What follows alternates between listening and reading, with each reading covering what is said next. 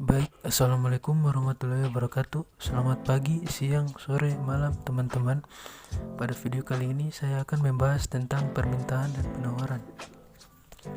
Permintaan dan penawaran merupakan salah satu ilmu ekonomi pasar paling mendasar. Hukum permintaan dan penawaran adalah teori yang menjelaskan interaksi antara penjual dan pembeli untuk suatu sumber daya tertentu. Dikutip dari Investopedia, hukum permintaan dan penawaran menjelaskan hubungan keterkaitan antara harga suatu barang atau jasa, ketersediaan, dan jumlah orang yang membelinya. Baik permintaan maupun penawaran bersifat saling berkebalikan yang nantinya akan berpengaruh pada harga barang atau jasa yang dijual. Kondisi itu digambarkan sebagai kurva permintaan dan penawaran. Permintaan adalah jumlah barang dan jasa yang diinginkan konsumen pada harga dan waktu tertentu. Hukum permintaan: jika harga suatu barang naik, maka jumlah permintaan pada barang tersebut akan turun. Dan jika harga suatu barang mengalami penurunan, maka permintaan pada barang tersebut akan naik. Faktor-faktor yang mempengaruhi permintaan. Yang pertama ada harga barang itu sendiri.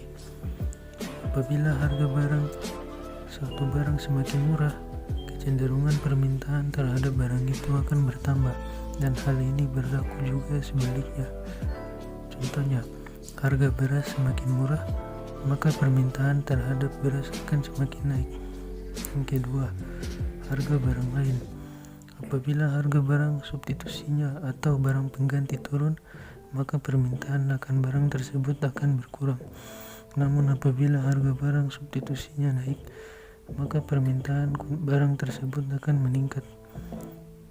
Yang kedua, apabila harga barang komplementernya turun, maka permintaan akan barang tersebut akan semakin menurun.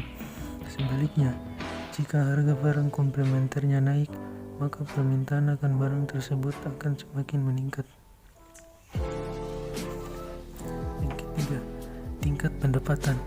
Tingkat pendapatan konsumen akan menunjukkan daya beli konsumen. Semakin tinggi tingkat pendapatannya, maka semakin meningkat permintaan terhadap suatu barang tersebut. Yang keempat, selera masyarakat. Selera atau kebiasaan juga akan memengaruhi permintaan suatu barang. Jika selera masyarakat terhadap suatu barang meningkat, permintaan barang terhadap barang tersebut itu pun akan meningkat. Yang kelima, jumlah penduduk. Semakin besar jumlah penduduk suatu daerah atau negara, semakin tinggi permintaan suatu barang untuk harga tertentu. Yang keenam, prediksi konsumen tentang kondisi pada masa mendatang. Bila kita memperkirakan bahwa harga suatu barang akan naik, adalah lebih baik membeli barang itu sekarang, sehingga mendorong orang untuk membeli lebih banyak saat ini guna menghemat belanja di masa yang akan datang. Jenis-jenis permintaan. Yang pertama, permintaan efektif. Permintaan efektif adalah permintaan yang diikuti dengan transaksi pembelian. Yang kedua, permintaan potensial. Permintaan potensial merupakan permintaan yang disertai kemampuan membeli namun belum terjadi transaksi pembelian. Yang ketiga, permintaan absolut, yaitu permintaan yang tidak disertai dengan daya beli konsumen.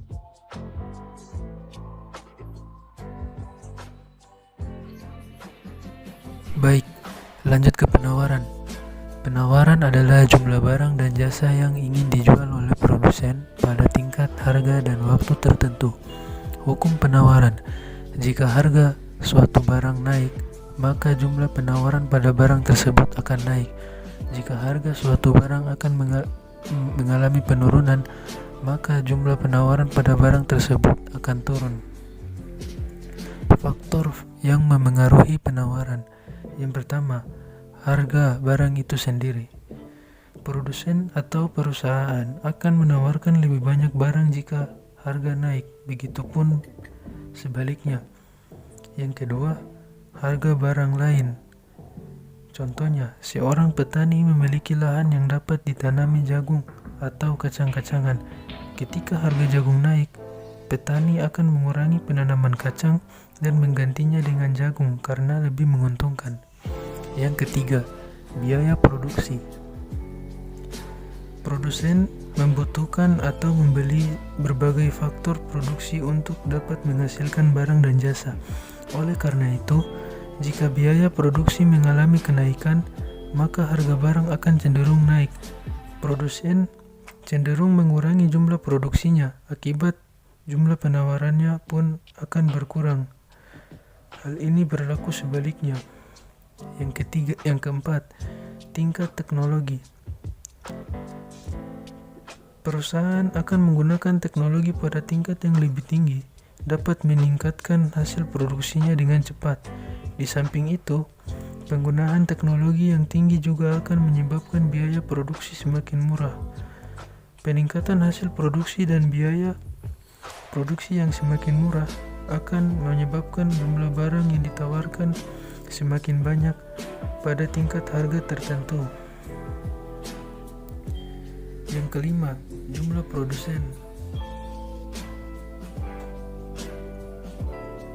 Semakin banyak produsen, semakin banyak pula jumlah barang yang ditawarkan. Misalnya, jika beberapa produsen es krim memutuskan untuk berhenti berjualan dan keluar dari pasar, maka tentu jumlah es krim yang dijual atau ditawarkan di pasar akan turut berkurang.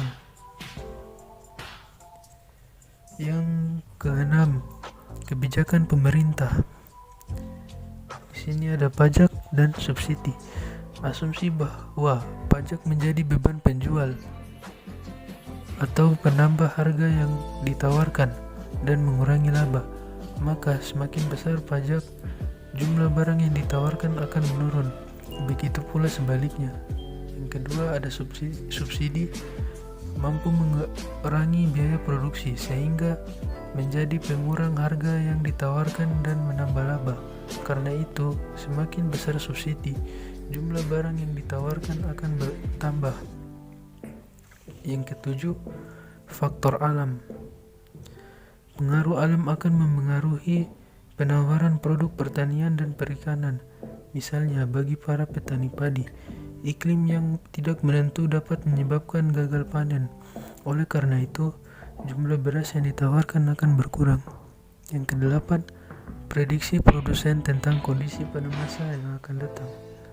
Sebagai contoh, jika produsen meramalkan akan terjadi kenaikan harga besar bulan depan, maka pada saat ini produsen akan mengurangi stok penjualannya dan menunggu hingga bulan depan untuk mengeksploitasi keuntungan yang mungkin akan diperoleh akibat naiknya harga.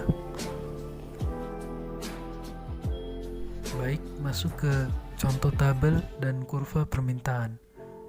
Permintaan suatu barang ditunjukkan oleh persamaan Q sama dengan 80 dikurang 10P, di mana Q adalah jumlah barang yang diminta dan P adalah harga.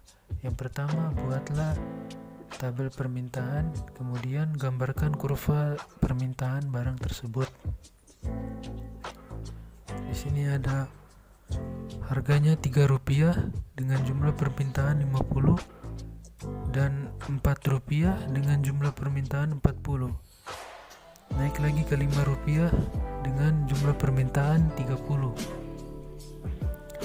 Ketika harga barang Rp3, jumlah permintaan pada barang tersebut 50 buah. Ketika harga barang tersebut naik menjadi Rp4, maka jumlah permintaan pada barang tersebut akan turun menjadi 40 buah. Ini menunjukkan bahwa naiknya harga barang bisa membuat jumlah permintaan pada barang tersebut turun. Begitu pula sebaliknya, jika harga barang turun, maka jumlah permintaan akan meningkat. Masuk ke bahasan yang terakhir, yaitu contoh tabel dan kurva penawaran. Penawaran suatu barang ditunjukkan dengan persamaan Q sama dengan 5P tambah 20, di mana Q adalah jumlah barang yang ditawarkan dan P adalah harga. Buatlah tabel penawaran dan gambarkan kurva penawaran.